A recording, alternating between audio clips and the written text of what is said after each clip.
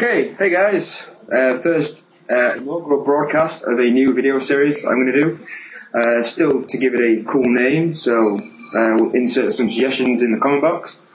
But this is going to be a video series where I invite one of you, the YouTube viewing community, to come and chat and discuss hobby-related topics with me, right here on Uvu. And right up here we have the pleasure of welcoming my first guest, a man that needs no introduction. Of course, it's Anthony from the Sustainable Centre. Hey, how's it going? So, this first video we're going to start with something really simple, something really sort of accessible. I'm going to talk about 40k and 6th edition and how that has changed the gaming arena and what we think about it. And of course, along the way, some debating topics are going to come along. So I'm going to just get right to it and throw out there the introduction of pre-measurement. Now, when I first saw that in the rulebook, I kind of didn't like it, just because sort of whole knowing where everything is going to be all the time does remove a tactical element from the game. However, it does add several more tactical elements from the game. So I kind of grow to like it. However, my first game of 6th edition I ever played, the movement phase took about 3 hours of the game because we were just basically trying to keep 19 inches apart. And that's pretty much what most of my first games turned into. However, now the dynamic has returned. So, I mean, I don't know what you think about that, dude. The whole pre-measurement bringing going to the game. I really liked it because when Fantasy 8th edition came out with that, it was so pivotal. And I think that they added more strategy, in my opinion, because you know the distance between units, but you don't know how far you're going to charge. So in 40k, that's not a big deal because it's mostly a shooting-based game. But in fantasy, knowing the distance is awesome, but not knowing how far you were going to roll for your charge, where back in the day, 16 inches was Petonia's charge, and you just knew that. It added a whole different kind of dynamic and risk into it, and it made certain armies, I think, a little bit more viable. Like dwarves only charge a few less inches than Bretonians now, because they can go 12 plus their movement. So, I mean, that sped up the game a lot, I think, and it made it easier for new players to get into it. So I liked it overall. I suppose the difference is with pre-measurement in 40k that there's a lot more sort of devastating shooting that can take part. So obviously the pre-measurement and the whole shooting side of the game massively changes sort of when you're thinking about getting like melter shots in range, that 2d6, being able to guess range and stuff. Really makes the firepower element really more devastating in the 41st millennium. No, I'll agree with that. It's I don't know. In the U.S., there's always a little issue of it's within like a half an inch, people will fudge it, and you got that little, it's 12 and a half inches or it's 12 and a quarter inches, and my melted gun's in range. And now it's just kind of gotten rid of those arguments in general. I think a lot of times when people move units, especially in fantasy, we get agreement like, okay, I'm moving my unit to here. It's 17 inches away from that unit. Do you concur? And my opponent will say yes, and then we block that number in. And then in 40k, you can kind of do the same, but if somebody like nudges the table or something, in the old rules, it was a big deal because now, they're closer. But now with the pre-measuring, we can reset things. It's not too much of an issue. I think they did it because it's easier for people to play it. So that's kind of their goal. Yeah, I suppose it was a long time coming because there's a lot of things where, people were finding tricky ways of kind of pre-measuring anyway that was within the rules, but not, unethical but not illegal sort of debate. So just kind of to make everyone be able to do it was probably a good move on Games Workshop's part there and making the game, like I say, avoid arguments and just clear up problems within the game. So, so actual going on to kind of rules changes now. I've got a little note here about hull points. Now, personally, I think hull points is like a double-edged sword. It's kind of good and bad. You can look at it either way. I think you kind of take it realistic-wise. It's kind of like, again, double-edged sword. You kind of, if the tanks can constantly get hit and hit and hit, eventually, it's going to do the damage to stop it. However, certain vehicles are designed to be resilient to small arms fire. So the fact that, you shoot a handgun at a pistol at a tank, no matter how many times you hit it, it's just going to keep rolling at you. So I think introducing hull points severely weakened vehicles more than they should have done. Particularly transports. Transports just fall apart now. And, my gamer group now calls the Rhino the mobile coffin, just simply because of how, fragile transports are and hull points in general.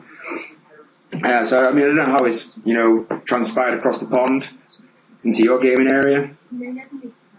I think we're still trying to figure it out. I don't think we've reached the balance where, no vehicles was the obvious, kickback, but I think we're starting to see some more vehicles. I'm seeing people using vehicles the way that they were meant to be used, which is a one-turn move up. That's what a transport should really do. I think transports are not too badly hurt. I think the issue with hull points is there's not enough hull points. 4 hull points I don't think is enough. I think if they went up to 6 and it was 6 hull points for a Land Raider, 5 or 4 hull points for a Lehman Russ, it'd be like, wow, hull points are now more balanced. And I think in 8th edition, or 7th edition, GW will, actually just up the number of hull points on all the vehicles and flip that switch again. But now they gave themselves a sliding scale that they can maneuver with or errata with. I like hull points. I just don't think they put enough hull points on the vehicles. 4 for a Land Raider is just way too little. I had one of my Grey Knight Dreadnoughts glance a Land Raider to death in one turn of shooting. He just rolled 4 6s. He rolled like a champ. But that shouldn't happen. That's right. But, yeah, I'll agree with that. Hull points is a nice introduction. I just think it wasn't fully thought through. Seems quite a lot of that in 6th edition at the moment.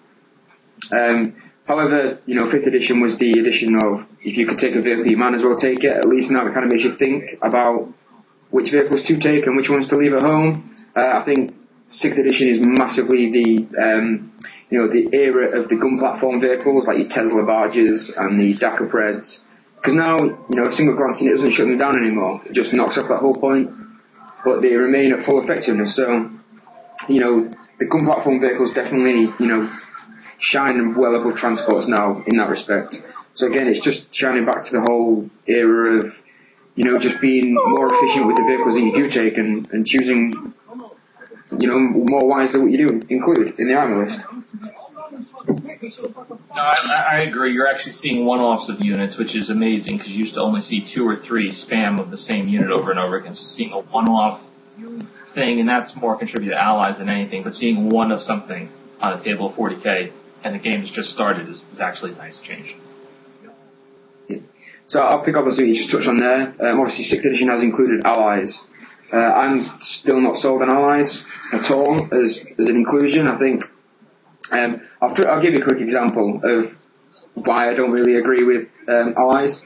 I was at the Throne of Skulls in November, which is obviously the GW signature tournament, and the guy there, he won best Tau player, but his army list of 1500 points only had 400 points of Tau in it, and he won best Tau player.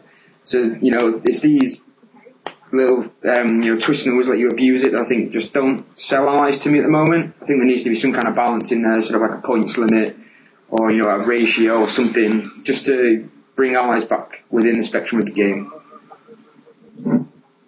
Yeah, I don't know how to feel on allies either. I'm trying to do my IG Grey Knights build. I'm actually just now going to play each army independently for the time being. I'll bring them back together after I figure out how each army operates in 6. I think of allies like Fruitcake at the moment, like IG good, Grey Knights great, IG Grey Knights together nasty crap, just like Fruitcake. Fruit good, cake great, Fruitcake's nasty crap. So I don't know how to feel exactly about allies. I think for some of the weaker codexes, it's really filling in some deficiencies and making them more powerful and making them more competitive. But I think, again, like you said, it's not something that's maybe thought through. It was just, how do we sell more models across our range? Definitely. Give everybody access to literally every model that we have in 40k. Allies just fills that way role. They certainly didn't play test it fully and flush it out, because the amount of hours you have to play test and the combinations you can do, they're almost limitless, right? So I think it's gonna shake up the game, and every time it drops now, it's gonna be a huge shakeup, because it's not only what that army can now do new, but what can that army do now with all the other armies, both as taking them as detachments and being allied to them. So the game's gonna change constantly now going forward. Yeah, sure, I definitely agree with that.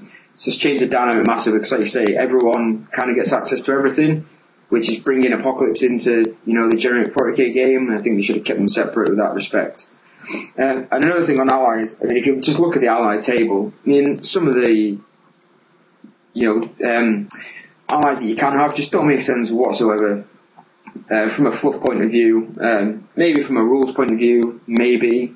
But I mean, like Eldar and Dark Eldar being battle brothers, that just doesn't make sense. The guys have been at war for millennia, and it just shines through again, the whole process of it not really being properly play tested or thought through. You know, it's just one of those things that really says this edition was kind of rushed out here, really. You get it in line with that 25th anniversary 40k.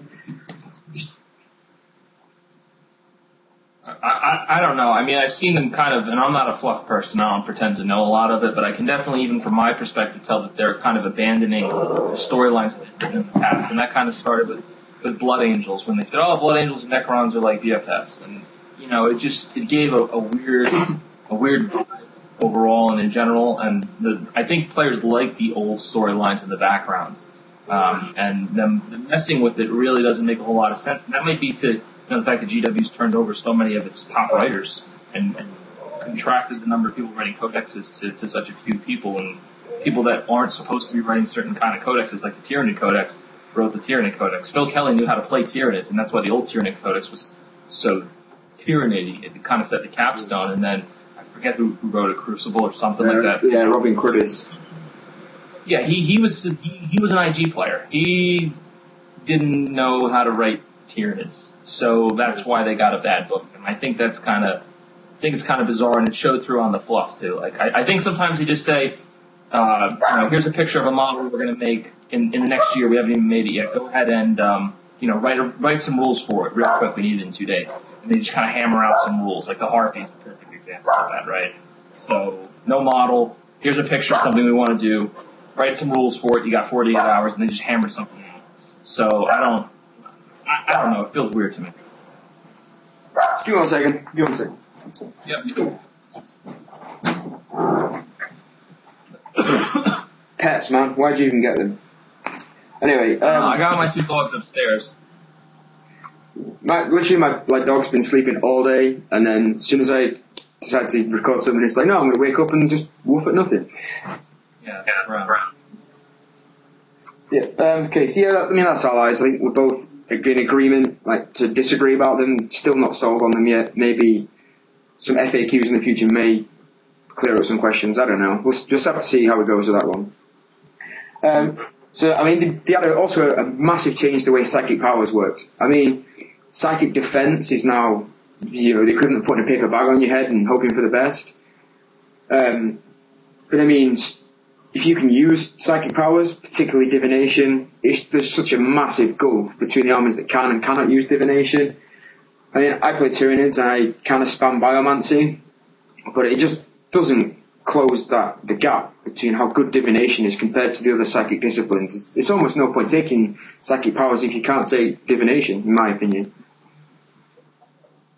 Yeah, it kind of reminds me of, I mean, I think they tried to make I don't know what they do with the magic system, to be honest. I liked how they did the magic system in fantasy, and then they walked away from it because the community at large gave so much hate to, like, the fantasy magic system as being broken and overpowered. So with you get the spells, but you have to randomly roll for it, so you don't know what you're going to get out of the sections unless it's a generic spell. Makes it really uncompetitive, and also the fact that, when you roll a double, unlike in fantasy where you can get to pick your spell then, so higher level casters have a good chance of getting what they want while it's still being random. In 40k, you just keep, you re-roll again. So, I mean, you're right, some of the spells are really, really broken, but the problem with 40k for me is there's no spell defense. If the spell doesn't target that particular unit, there's no defense, and defense is a 6-up.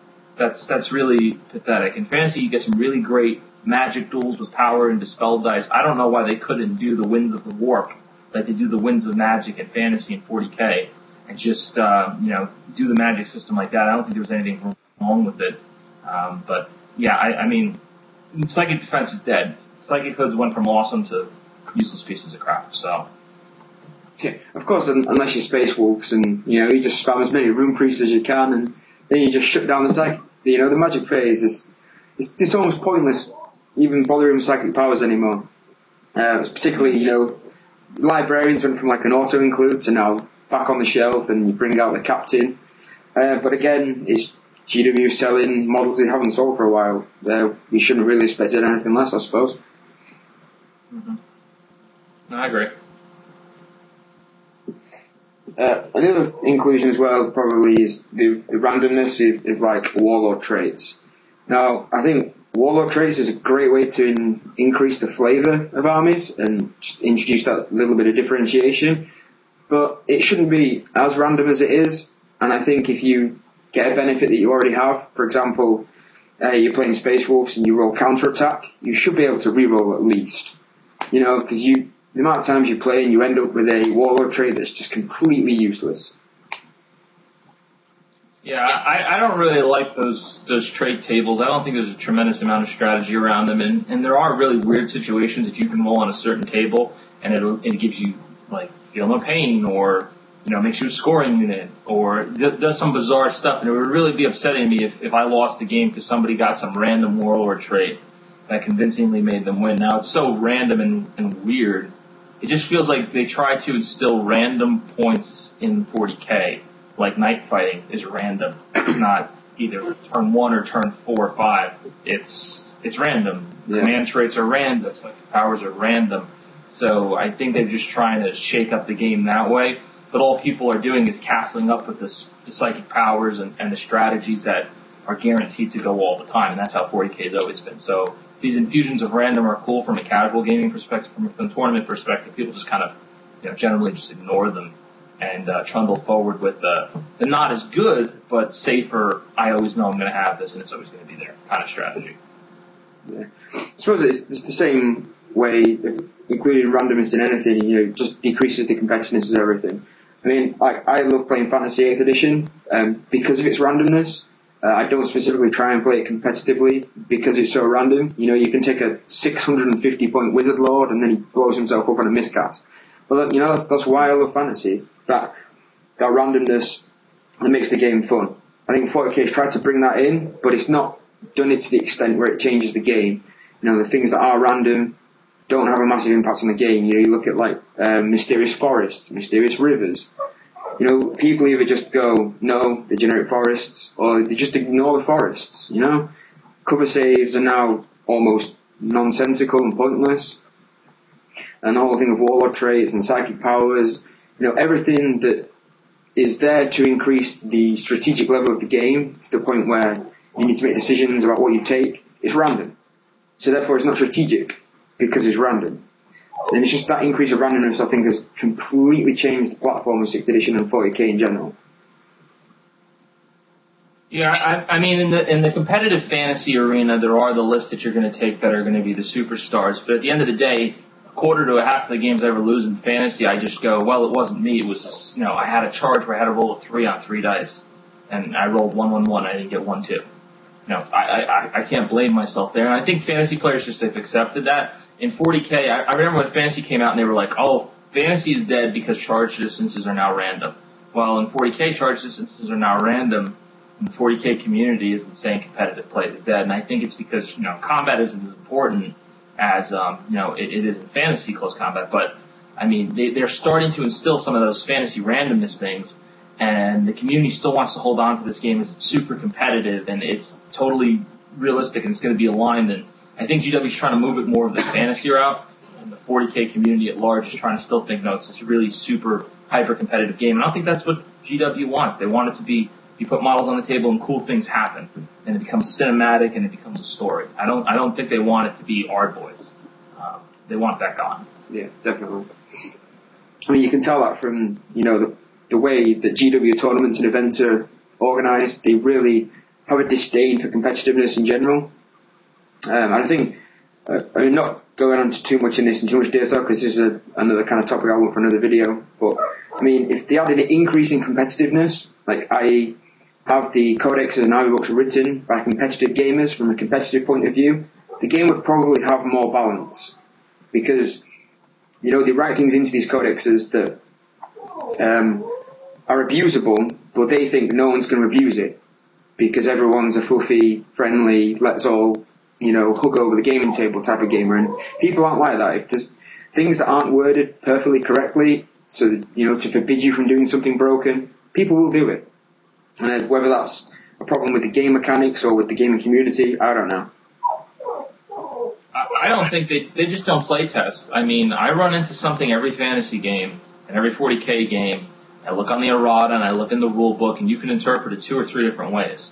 So, I mean, those are things that if you play tested generically, not this specific army versus this specific army, just if you play tested in general, 100 games, which for a company like GW isn't impossible since all their employees play the games, if they play tested 100 games, they would come back and solve 90% of those common questions rather than letting tournament organizers and random people who write the erratas to make calls on certain units months later. So I just wish they play tested a little bit more.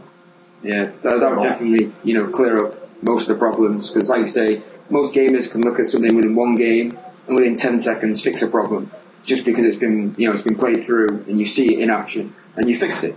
That's the way play testing should be. So, what do you think about wound allocation? I'll throw that as a question out to you. The new wound allocation. I think this is much better. It slowed the game down a bit, but it's definitely more realistic. It added an element of risk for putting power fist sergeants and special weapons up at the front of the squad. It made movement more important, because 40k was always just to say, these guys are here. People almost throwing models across the table. Now, strategic positioning and being aware of where you are on the battlefield. Fantasy has a lot of that in a unit composition. 40k, again, each model is its own unique element, part of a squad. But where you put that melta-gun or that flamer in correlation to how many guys are in front of them, what's the targets on the side, how next turn am I going to then get this flamer that's in the back to the front of the unit and shoot this flame template out. It added an element of strategy that was lacking before. It slows the game down a bit, but as like anything, in a year or so, we'll all be so used to it that that'll just be second nature, and good players will just do it appropriately. Yeah, I definitely agree with that. The fact that it does increase the level of strategicness. You have to now actually plan the movement phase 2 or 3 turns ahead, which is great for the game. It's great for good players and players that like that strategic element. However, again, shines through that this wasn't properly play tested, as there's too many armies now that can just abuse this. Look at Necrons and Space Wolves that can pretty much put a guy with 2+ save at the front of every unit. And, that guy will sit there and he will take, 10, 11, 12 saves before he even takes a wound. And then you've got to do 3 wounds to him before you start killing the guys behind. That just doesn't make sense to me. I think if they changed it so you kind of allocated from the front back, but then everyone just took 1 each, I think that would make more sense, because then you kind of have these 2+ save guys, toughness 5, at the front of a unit, just taking all the saves and protecting all the guys in the back. Because, the whole thing of hitting the guys at the front is to make it more realistic. To assume that an entire squad would shoot their entire salvo at that one guy in the front, that doesn't shine too much towards realism for me. Yeah, it harkens back to the day where you had to take a leadership test to not target the closest enemy unit back in 4th edition, which I remember. Some armies like orcs and stuff, they're stupid. They're going to shoot the front guy. They're retarded. Space Marines would obviously have the prowess to know what to target, what's the most dangerous. Imperial Guard would need somebody to give them some kind of order to tell them to shoot what they want to shoot.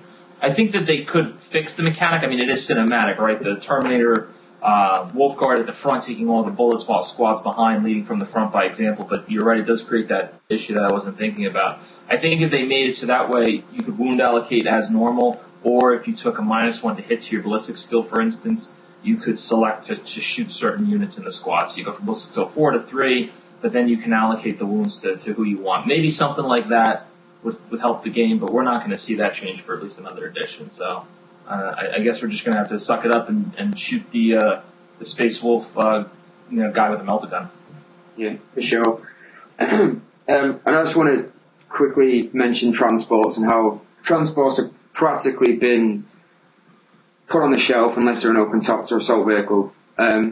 Unless your specific reason is, like you said at the start of this sort of recording, to make that 1-turn move and then stay there. I think drop pods are now the transport of choice for Marines, and most of their armies get open top transports anyway, so it's not really a big issue. I just think the whole issue of not being able to get out of one that's stationary in assault, or they're now limited to how far you can move, and there's been too many restrictions placed around transports at the moment, I think. However, from 5th edition, it kind of was needed to rein the transports in a little bit. Right. I think they over exaggerated, like you said. You used to be able to go 12 inches and then disembark 2 inches. That was 14.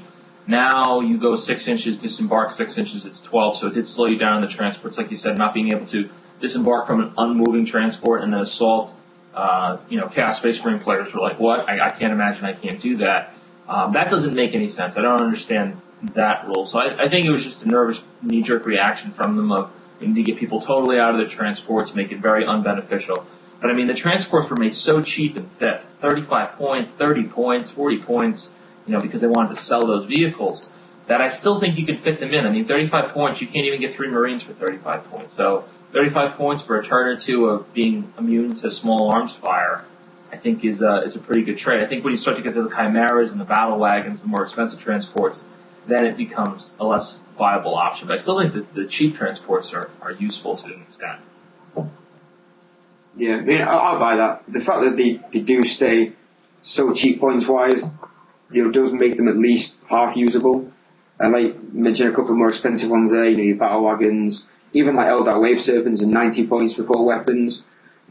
Some things are just ridiculous, and they're almost now, like I say, gathering dust simply because of the points cost. We're going to have to see a dramatic reduction in some of the points of transports in the coming army books, but that's months and years down the pipeline, so shouldn't expect to see anything soon. So 6th edition as a whole, what are your sort of generic opinions of the edition as a whole? I think it's good. I think there are some changes that are going to happen, but again, I don't hold the rules to a candle. I don't think 5th edition was terrible either. I think it's what they do with the codexes that makes or breaks the edition.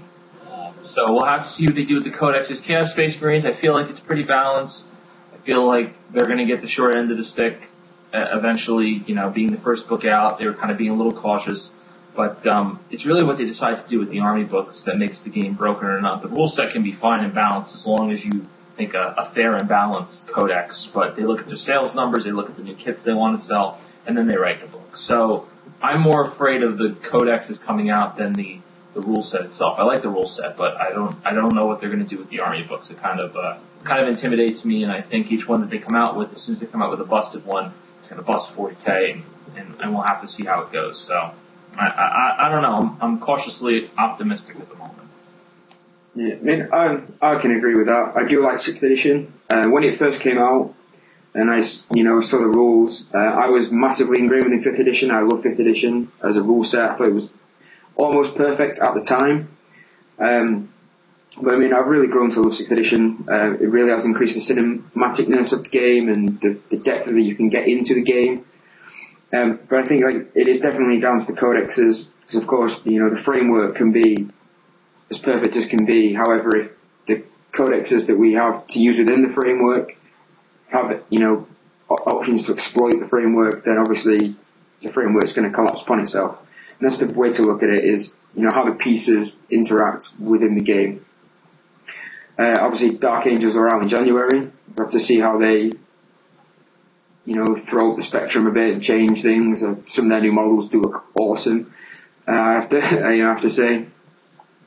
But again, it's gonna shine towards how the codexes go and whether they decide, like Fantasy, to balance the game. Because I think a lot of the new army books in 8th edition were rather balanced, apart from maybe Ogres. But they are bringing that balance right through the game, and it only makes it more fun to play for hobbyists and for the gamers. So if they continue to go down that path, then I'll be happy, and I'm sure most other people will be too. Yeah, I'll agree with that. The one thing with Fantasy was there's no Space Marines. So, I mean, I know they said 6th edition was going to be the year of Xenos, at the time of Xenos, not the Space Marines, but they came out with Chaos Space Marines, and they're going to come out with Dark Angels next. And it's rumored Black Templars will be sometime in next year too. So that's 3 out of 5 of their first books being power armor. So I just hope that they really follow through and make powerful Xenos books, because a Xenos army really does change the dynamic with things like heavy bolters, have to become popular again because Xenos is so numerous and so powerful. But as long as power armor continues to dominate, I think the game will be more one-dimensional. So that's my feeling on that. Yeah, I think that was a mistake that GW made about splitting up the Marine factions into different books. Because now you have, 15 races in 40k, and 9 of them wear power armor. It just decreases the flavour of the game massively. I think if they kept them all into one book or, 2 books, then not only does it increase the flavor of the game because they have, fewer armies and power armor, but it also means they can keep fewer books updated more regularly. So we don't see armies like Tau and Eldar waiting 5-6 years for updates. That should never happen. A company like GW more than has the manpower to do, keep all their books up to date on a, monthly basis. They just don't do it. And I think spreading the product line too thin, mixed with a combination of milking a product for as long as possible. Yeah, and I think that they also then lose sales in those Xenos areas because Dire Avengers are Dire Avengers. It's really hard to make that model be anything else. But if I play Space Marines and then Space Wolves come out, I just call my missile launcher guy, a Grey Hunter or something, or a Longfang, as opposed to, my generic Nova Marines that I was running. And then when Blood Angels come out, I'll call them that. Right? So people just flop in armies, but they're not really laying down money. They're just taking their Space Marine models and continue to call them, these new books. So I think it would also help their sales as well. Yeah, for sure. That's definitely, I've got probably 5,000 points of Space Marines that have been every, Marine Power Armor Codex going. And, people do it because we can, because the models are the same.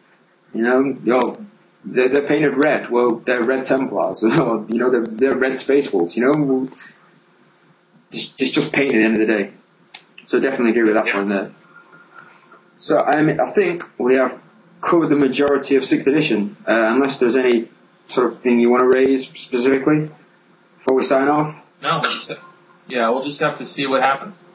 Yeah, definitely. Yeah, I agree with that. It's just a matter of waiting and see. I suppose the edition's only been out for 6 months, so, the dust is kind of still settling, I think, to really see where the meta's going to fall, in terms of infantry versus vehicles, in terms of shooting versus assault. There's still a lot of grey areas going at the moment. So bring this video to a close, and thanks Anthony for joining me. It's great to have you as my first guest.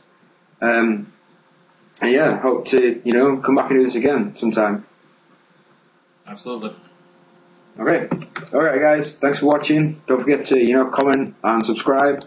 And if you want to be in the next video or videos in the future, just send a PM over with a topic that you'd like to discuss, and we'll get some more videos done. All right, guys. Peace. Thank you.